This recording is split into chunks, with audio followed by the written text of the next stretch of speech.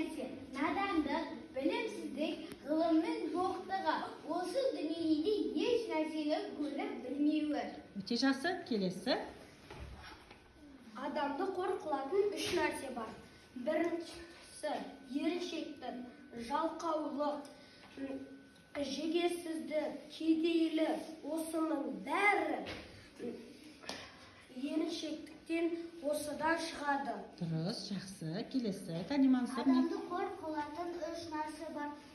Залымдық, адам баласы бір-біріне дұшпандық құрса, дұшпандыққа тағы бір жыртқыш хайуандық шибасына қосылады. Хисабына. Хисабы Деген қандай мағына береді? Соның қасына қосылады. Иә, соның қатарына, қасына қосылады дейді. Жақсы, түсінікті ма балалар? Яғни, қане бәріміз бірге қайталап шығайық. Бірге.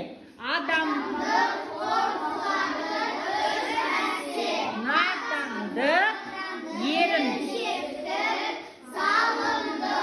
білімсіздік, жалқаулық, жыртқыш хайуандық. Жақсы. Яғни осы